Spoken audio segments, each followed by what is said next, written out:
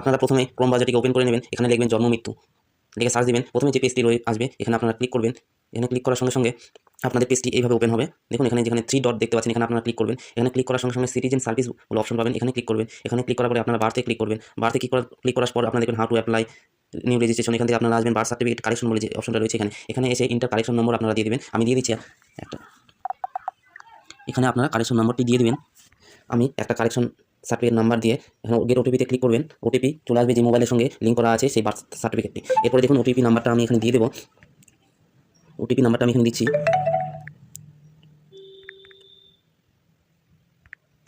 OTP number দিয়ে আপনারা submit ওটিপিতে click করবেন। দেখুন এখানে সমস্ত কিছু বার্থ সার্টিফিকেটে বাচ্চার কি নাম রয়েছে, ডেট অফ বার্থ পেয়ে যাবেন, সার্টিফিকেট নাম্বার পেয়ে যাবেন। এখান থেকে আপনারা এরপরে অ্যাপ্লাই ক্লিক করবেন।